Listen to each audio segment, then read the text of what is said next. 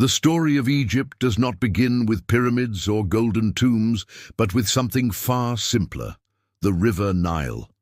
For thousands of years, the Nile was more than a river. It was life itself. In the vast dryness of North Africa, where endless desert stretched in every direction, the Nile was the single ribbon of green that gave people a chance to survive. Without it, there would have been no Egypt, no pharaohs, no monuments, no civilization at all. The secret of Egypt's longevity lies in this river, and it is here that our journey begins. Every year, like clockwork, the Nile flooded.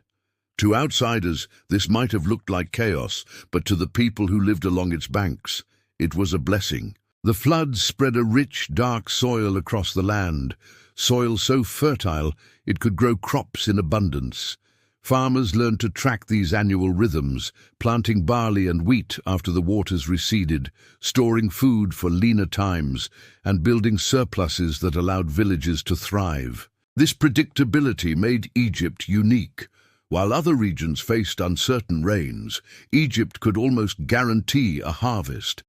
That stability was the foundation upon which its people built one of the most enduring civilizations in human history. But it wasn't just about food. The Nile was also the perfect highway. Boats could travel north with the current and south with the wind, making it easy to move goods, people, and ideas up and down the country. From early on, different communities along the river began trading, exchanging not only grain and animals, but also cultural practices and beliefs. Slowly, what started as scattered farming villages began to weave together into something greater. Still, this early Egypt was far from unified.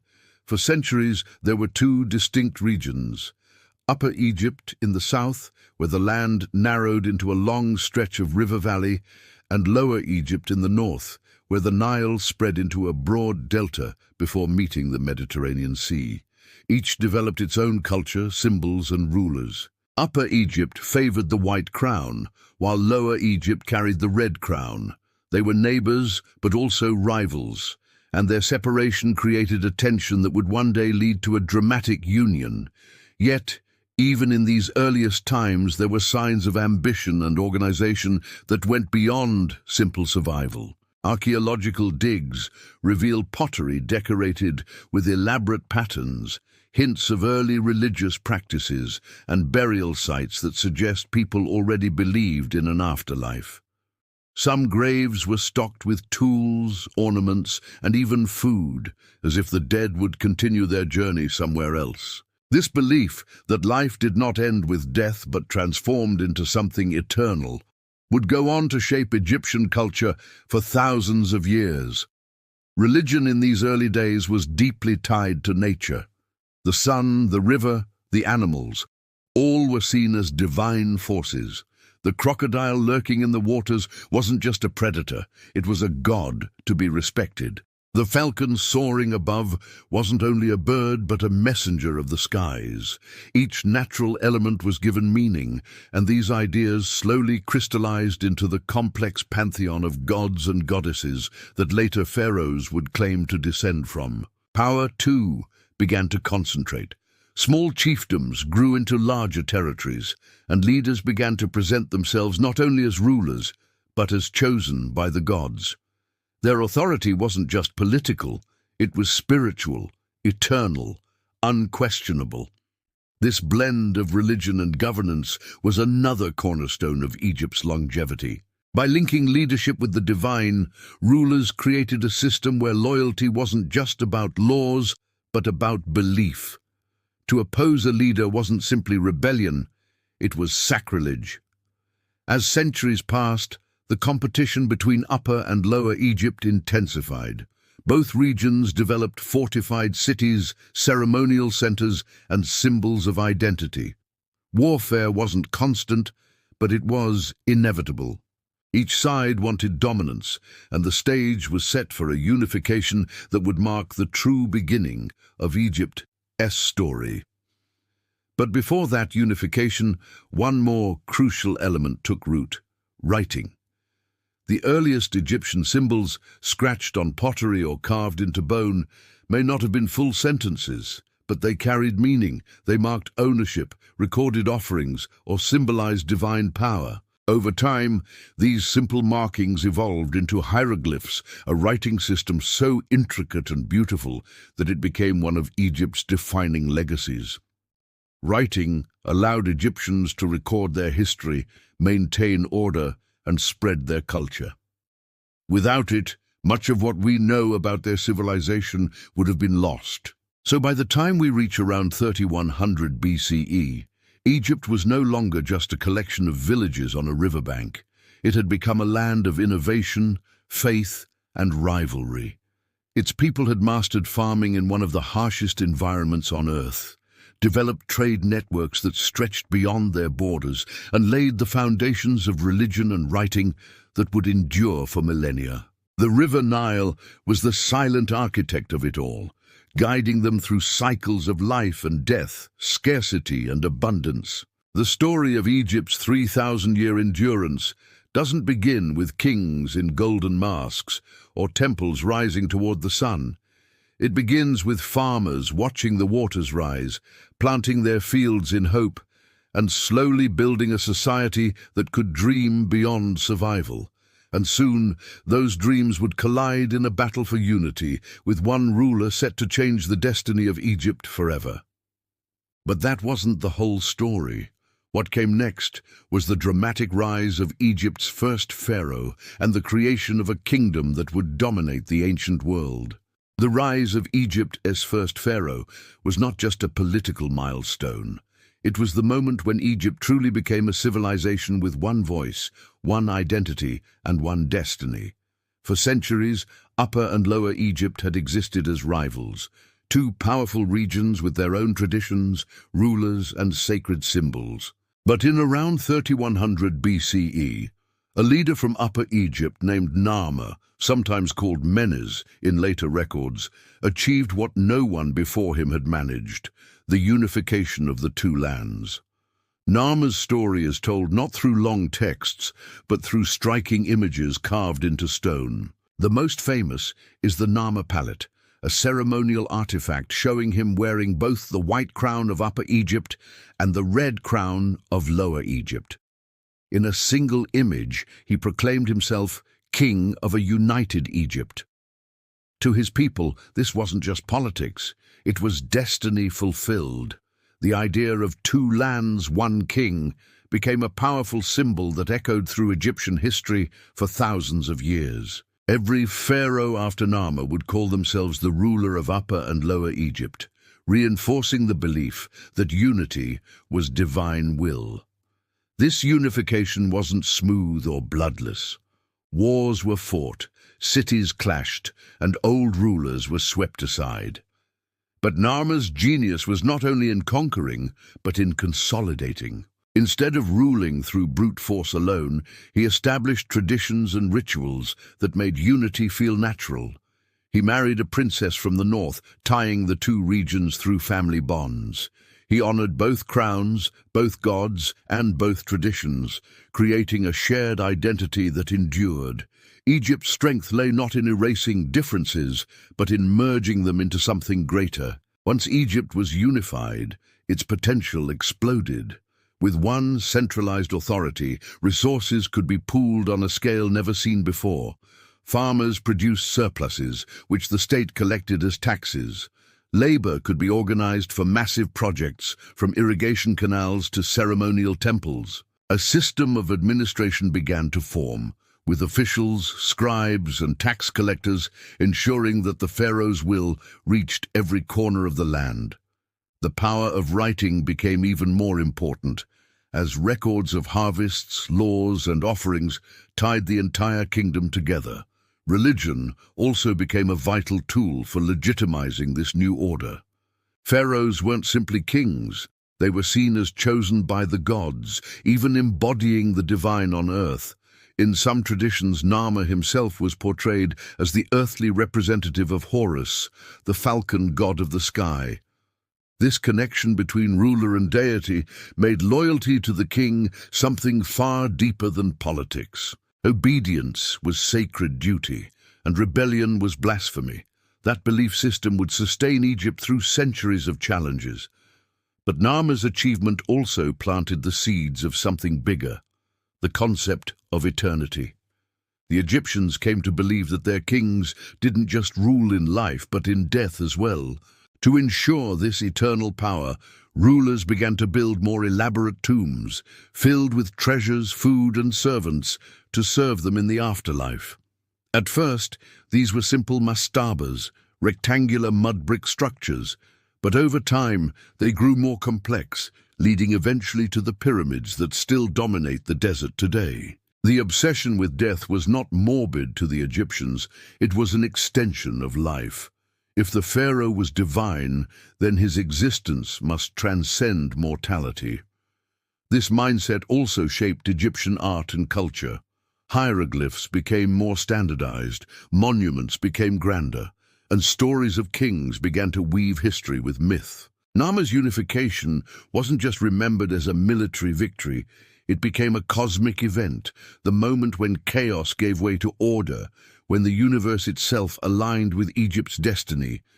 This blending of reality and spirituality was key to Egypt's cultural resilience. Even when facing droughts, invasions, or civil strife, Egyptians believed their land was protected by a sacred balance known as Ma'at, order, harmony, and truth, embodied by their pharaoh.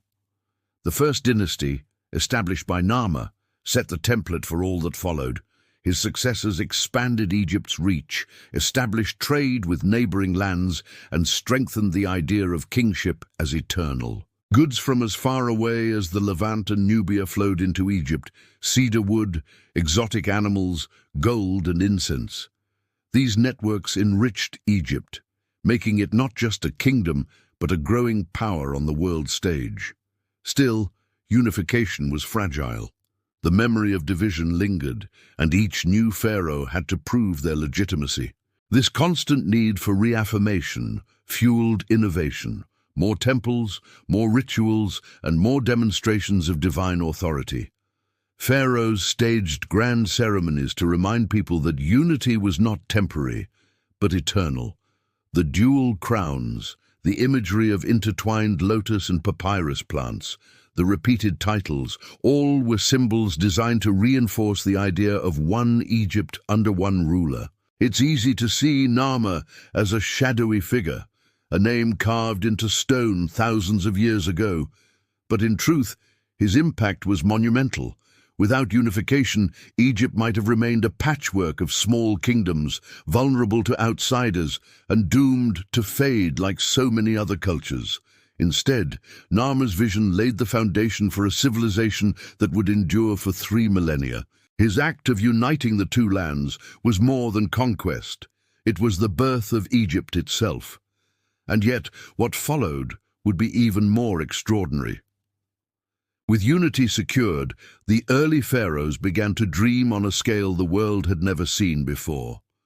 They looked to the skies, to eternity, and to monuments that would outlast generations. The age of the pyramids was about to dawn, and Egypt was ready to show the world what true power looked like. When people today think of ancient Egypt, one image towers above all others: the pyramids. Rising out of the desert like mountains built by human hands, these colossal monuments became the ultimate symbol of Egypt's power, ambition, and belief in eternity. But to truly understand them, we have to step into the mindset of the Old Kingdom, the period often called Egypt's Age of the Pyramids. After Narmer and his successors unified the land, pharaohs of the 3rd and 4th dynasties began to push the boundaries of what was possible.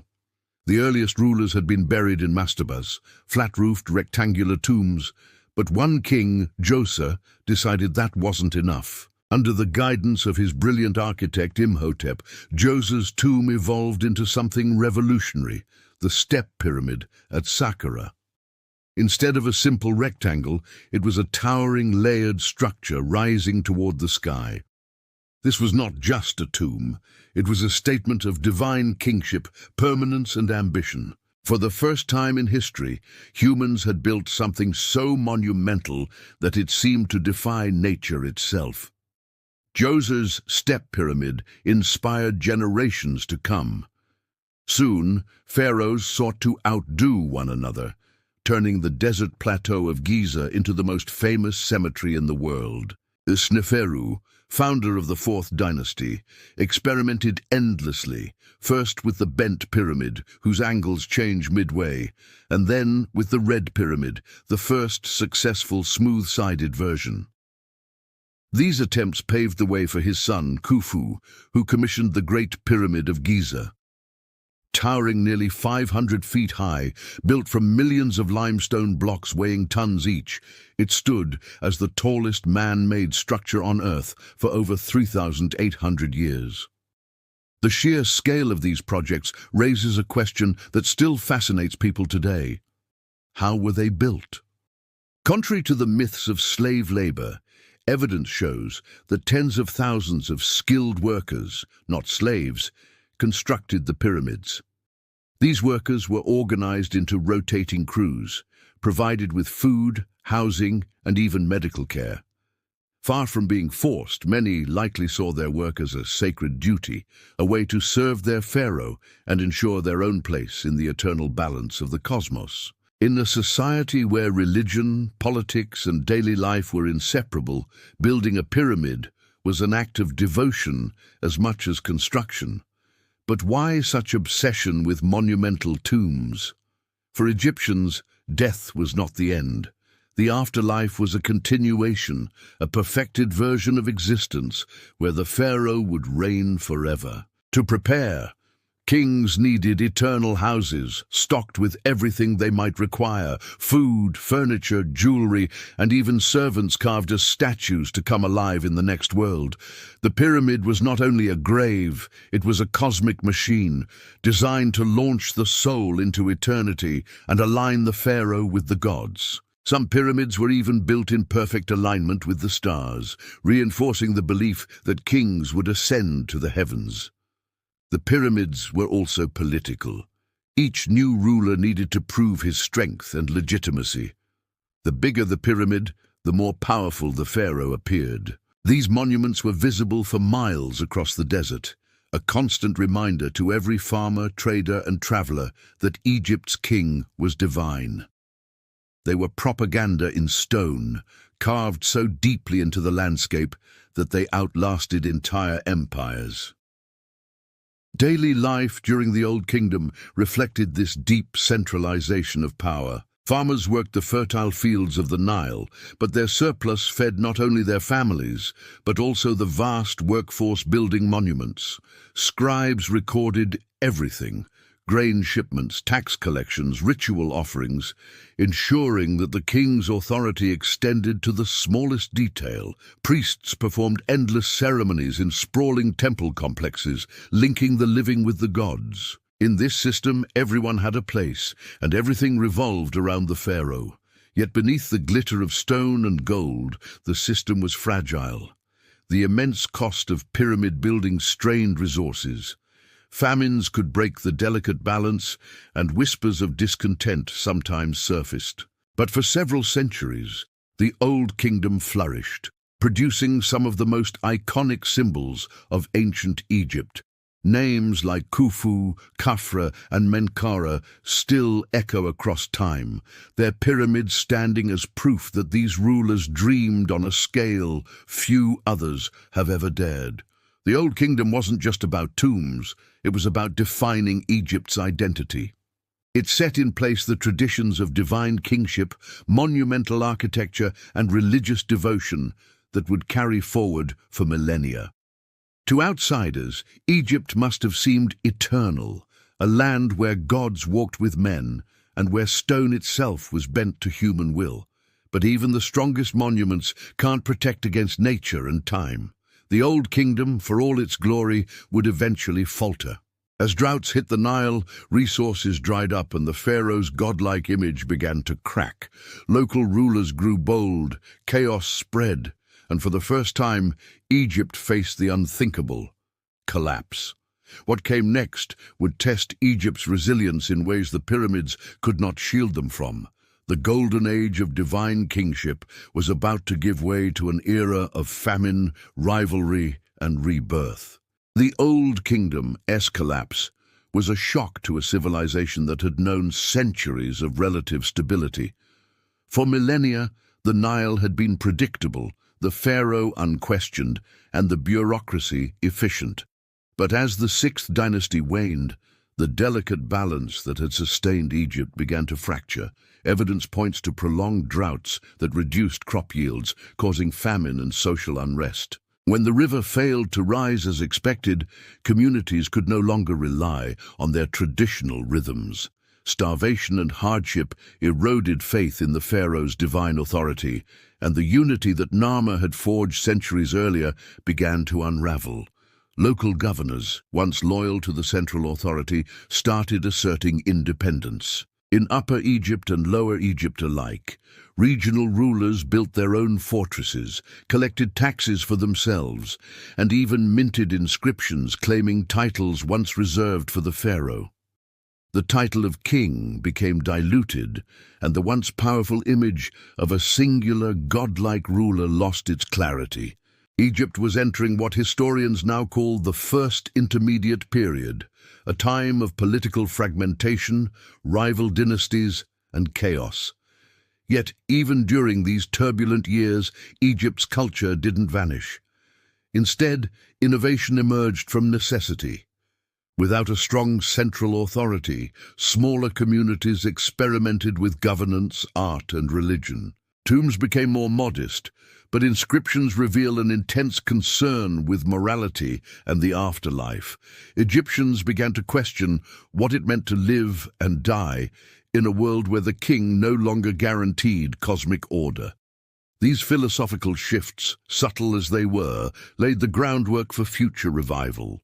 Amid the instability, one figure stands out as a symbol of Egypt's resilience: Mentuhotep II, a ruler of Upper Egypt who would eventually reunite the country. Unlike earlier pharaohs, his approach combined military strategy with diplomacy. He gradually subdued rival factions, reclaimed the delta from rebellious governors, and re-established centralized authority. His victory marked the beginning of the Middle Kingdom, a renaissance that restored order, stability, and faith in the pharaoh's divine role. The Middle Kingdom wasn't merely a return to past glories. It was an evolution. Pharaohs invested in large-scale irrigation projects to prevent famine, expanding canals and reservoirs to ensure the Nile's bounty reached even remote areas. Agricultural productivity increased, which in turn fueled population growth and economic prosperity. Trade networks extended farther than before, connecting Egypt to Nubia, the Levant, and beyond. Precious metals, exotic woods, and luxury goods flowed into the kingdom, allowing rulers to sponsor monumental temples, statues, and works of art that rivaled even the Old Kingdom's grandeur. Religion also adapted. The god Osiris, once a minor deity associated with fertility and death, became central to Egyptian cosmology. Stories of resurrection and judgment resonated deeply in a society still recovering from famine and upheaval.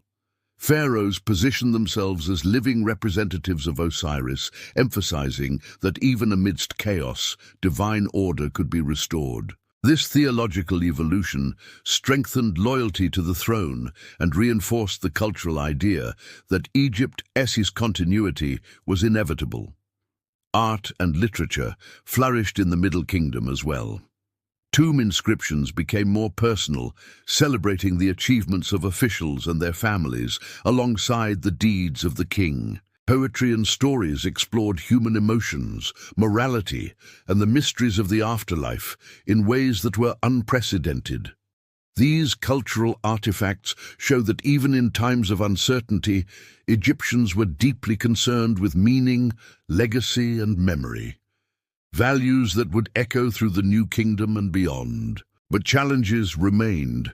Egypt's northern borders were vulnerable to outside groups, and the Delta region remained a hotbed of occasional rebellion. Maintaining unity required constant vigilance, both militarily and administratively. Pharaohs developed a more sophisticated bureaucracy, appointing officials to oversee regions, collect taxes, and enforce law and order. This strengthened the central state, while providing opportunities for ambitious individuals to rise through the ranks, a system that would be crucial in the centuries to come. The Middle Kingdom ultimately proved that Egypt's endurance was not guaranteed by geography alone. It was the ability to adapt, politically, economically, and culturally, that ensured survival. Lessons learned from collapse informed future strategies, from water management to military organization, and cemented the idea that even when the Nile failed, Egypt itself could endure. And yet, the calm of the Middle Kingdom would not last forever. As prosperity grew, so did ambition, not just from within, but from outside Egypt's borders. The stage was being set for one of the most dramatic shocks in the nation's history, the invasion of foreign powers that would test Egypt's resilience like never before. Egypt had survived internal chaos, famine, and the collapse of dynasties, but the real test came from beyond its borders. Around 1650 BCE, during the Second Intermediate Period, a foreign group known as the Hyksos seized control of the Nile Delta.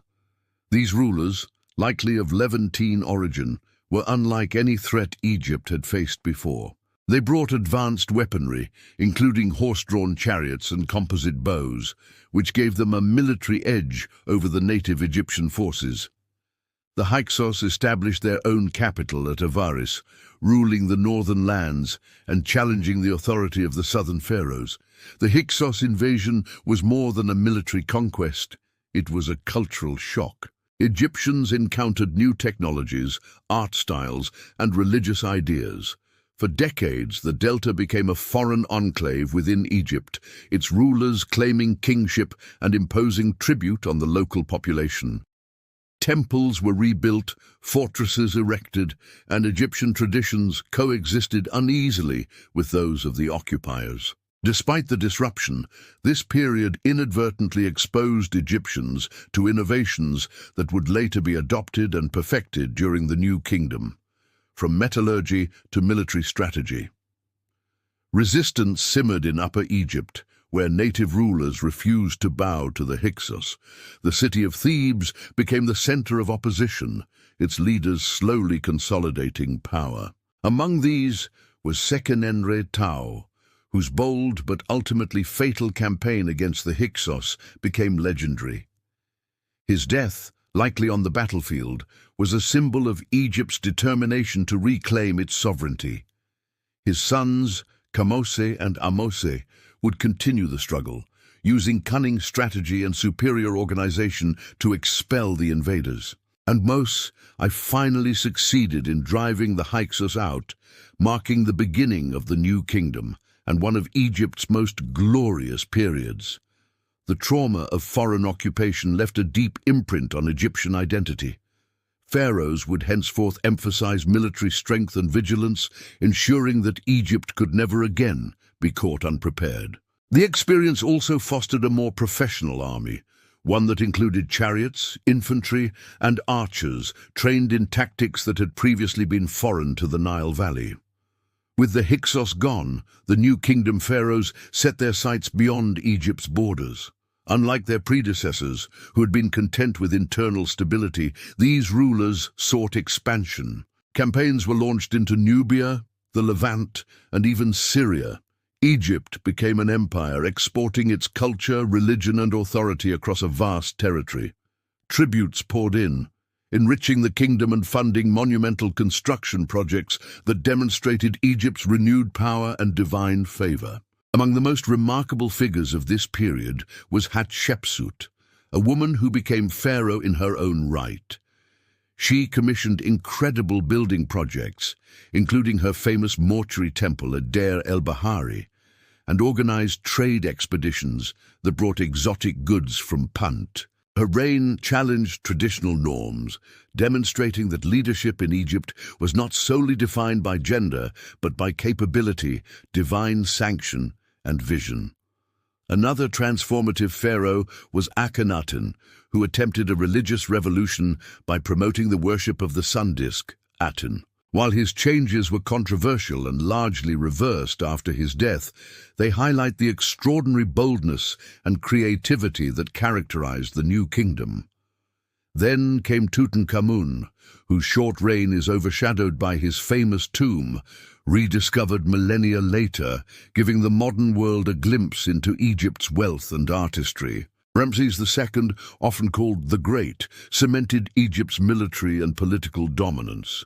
His campaigns in Canaan and against the Hittites are legendary, and his monuments across the Nile, temples, statues, and inscriptions, celebrate not just victories, but the enduring power of the pharaoh. Under Ramses, Egypt reached the pinnacle of territorial expansion, wealth, and cultural influence. Yet even in this golden age, challenges lingered. Maintaining an empire stretched Egypt's resources, requiring constant vigilance along borders and continuous management of far-flung territories. Diplomacy, trade, and military might all had to be balanced, and every pharaoh faced the tension between ambition and sustainability. Despite these pressures, the new kingdom left a legacy that would define Egypt in the eyes of the world for centuries. An era of unparalleled power, sophistication, and splendor. But the Golden Age was not eternal. Beneath the surface, cracks were forming. Priestly power was growing, economic strains persisted, and future invaders waited in the wings. Egypt's next centuries would test whether the civilization could adapt once again, or whether even the greatest empire of the Nile could fall. The new kingdom's power and prosperity, while extraordinary, also planted the seeds of future challenges.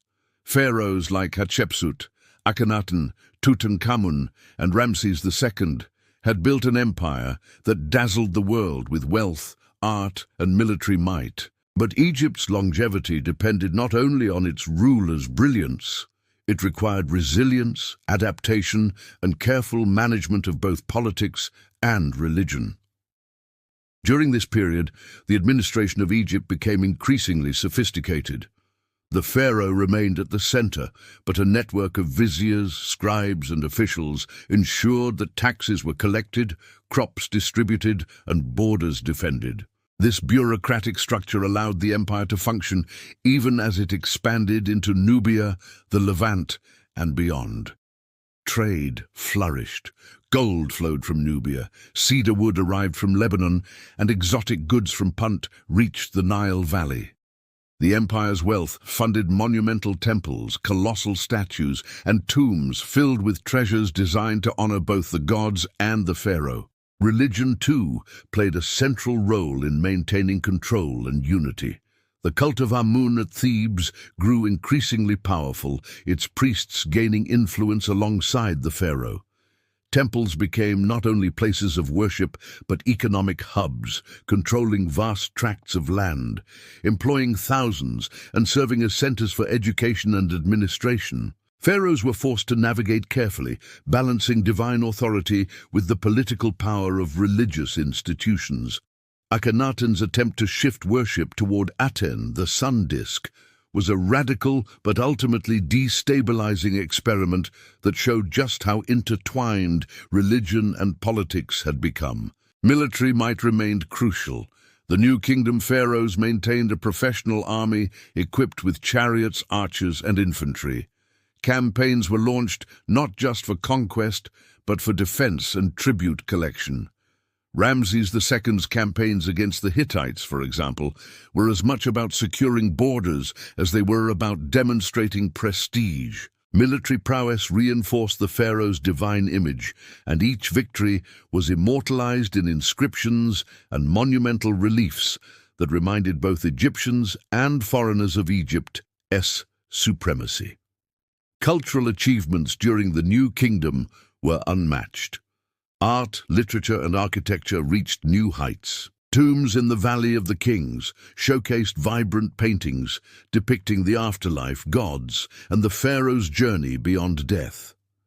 Literature explored morality, loyalty, and the human condition, reflecting a society deeply engaged with questions of life, death, and the cosmos. Even amid political challenges, Egyptians maintained a remarkable continuity of culture, preserving traditions that had begun thousands of years earlier along the Nile. Despite these successes, pressures were mounting. Constant military campaigns drained resources. Corruption and inefficiency occasionally undermined administration. Priestly power sometimes rivaled the pharaohs, creating tensions between the throne and religious institutions. The empire's wealth attracted external attention, and Egypt faced repeated incursions from Libyan tribes, sea peoples, and other groups from the eastern Mediterranean. While the pharaohs managed to maintain control for centuries, the cracks in the foundation were widening. The new kingdom demonstrated the extraordinary heights Egypt could reach, but it also foreshadowed the vulnerabilities that would lead to decline. Centralized authority, while powerful, depended on capable leadership and stable institutions. Without strong pharaohs, the empire was susceptible to fragmentation. Yet even in these moments of tension, Egypt's culture, religion, and art persisted, leaving behind a legacy that would influence future civilizations for millennia. The lesson of this era is clear. Egypt's strength lay not only in its army, wealth, or monuments, but in its ability to adapt, innovate, and integrate challenges into a continuous narrative of identity and purpose. The rise of the new kingdom set a high watermark for power and culture, but the stage was already being set for the slow erosion of Egypt's independence as internal pressures and foreign ambitions began to converge. And what came next would test the endurance of Egypt more severely than any single pharaoh, with the once golden empire facing a series of challenges that would ultimately alter the balance of power in the Nile Valley forever. After centuries of glory, Egypt began to face challenges that were not purely military or economic, but deeply structural. During the later New Kingdom and into the Third Intermediate Period, the power of the pharaoh started to erode.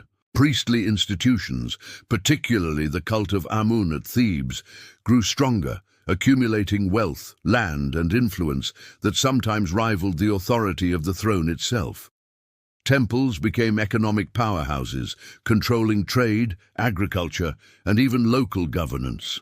Pharaohs increasingly had to negotiate with the priests rather than simply dictate their will. This shift in power coincided with internal divisions and weak leadership. Dynasties became fragmented, and rival claimants often fought for control. The unity that Narmer had forged thousands of years earlier was fragile once again. In some regions, local governors effectively became autonomous rulers, collecting taxes for themselves and raising private armies. Central authority was weakened, leaving Egypt vulnerable to external pressures and internal dissent. Foreign threats became more frequent and intense. Libyan tribes, sea peoples, and other groups pushed into Egyptian territory, sometimes settling within the Nile Delta. Pharaohs mounted campaigns to repel them, but the cost was immense.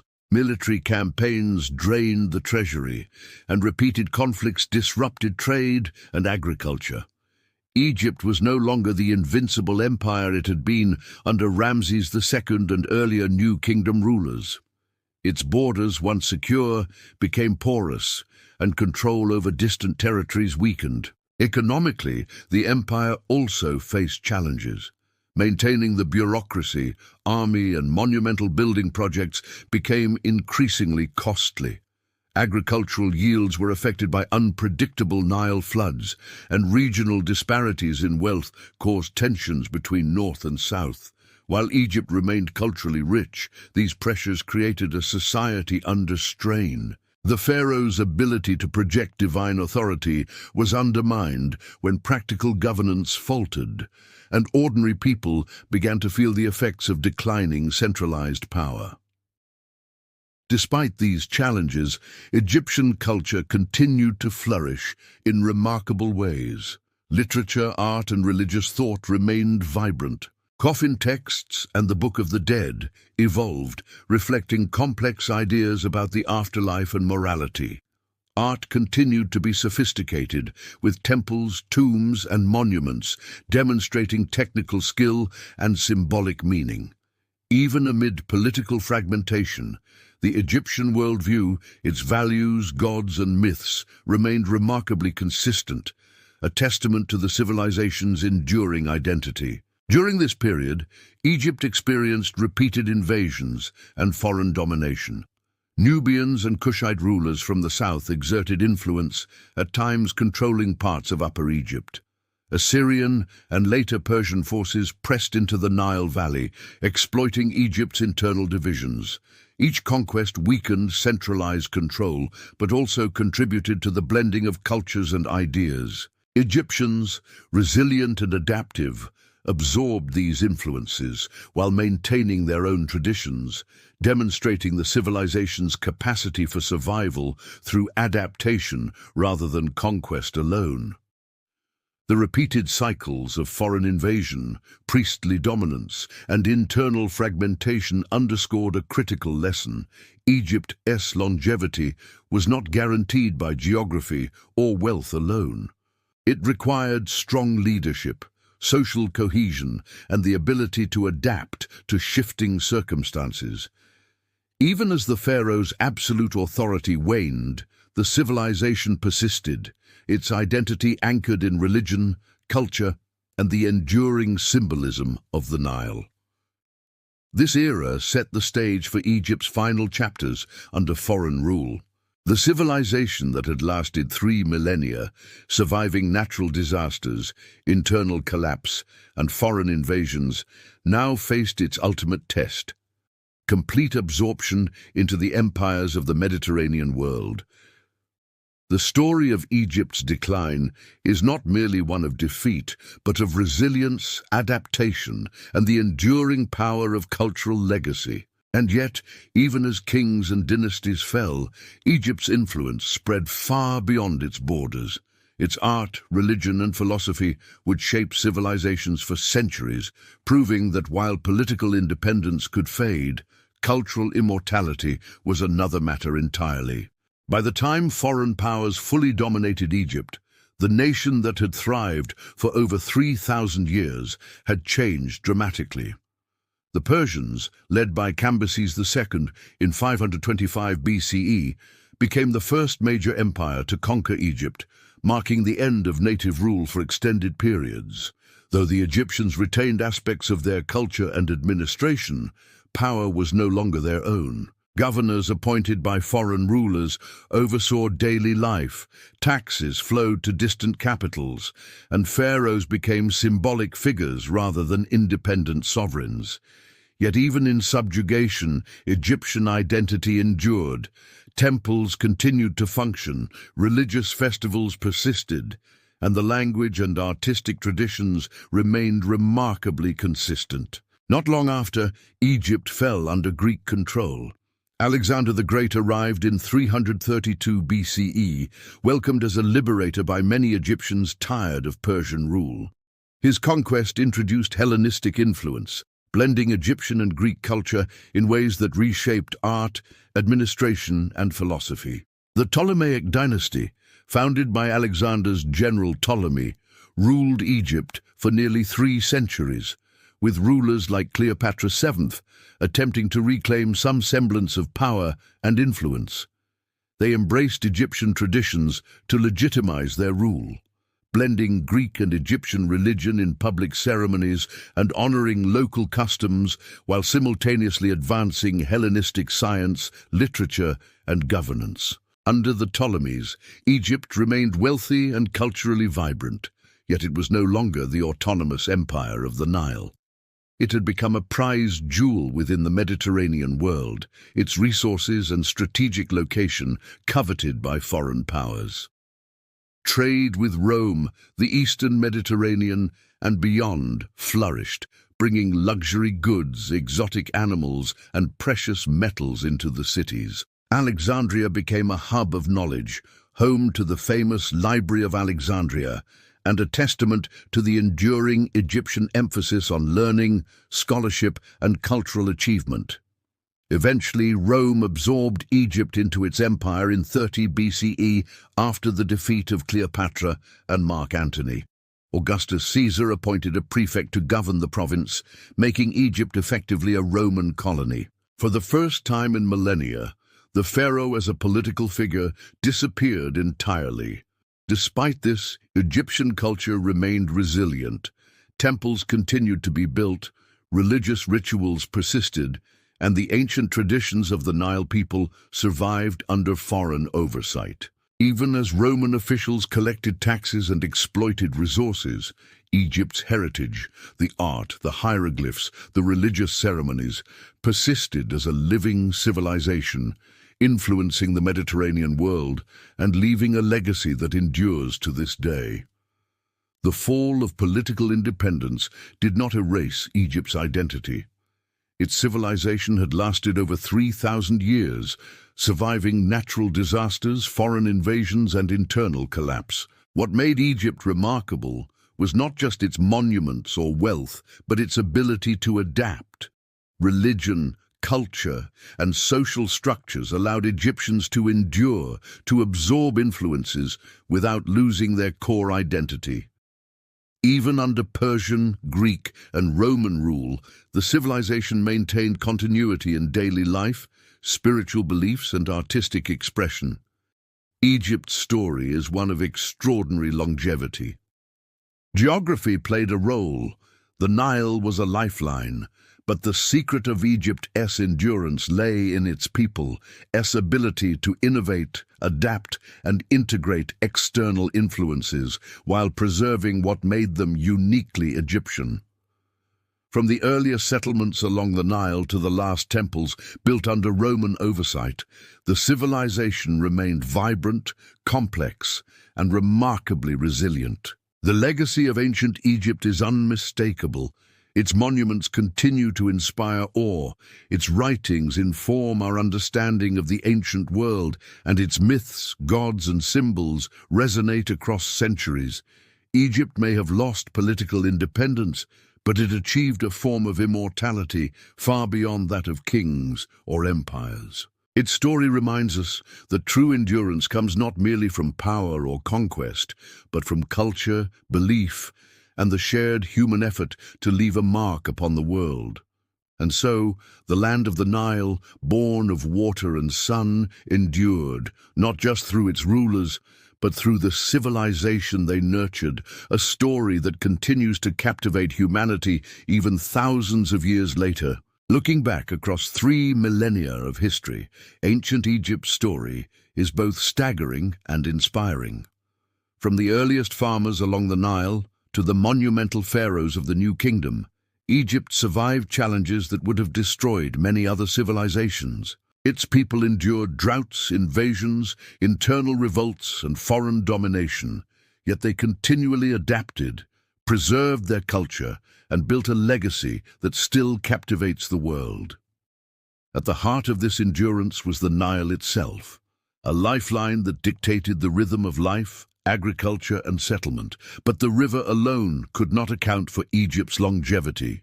It was the vision of leaders, the devotion of priests, the skill of artisans, and the resilience of ordinary people that allowed a civilization to flourish for so long. The pharaoh's divine authority, while at times absolute, depended on the cooperation and creativity of the people, whose innovations in agriculture, architecture, and administration supported Egypt's stability. Religion and culture were equally crucial. The belief in an afterlife, the reverence for gods and goddesses, and the intricate rituals of daily life provided continuity even during periods of political fragmentation or foreign rule.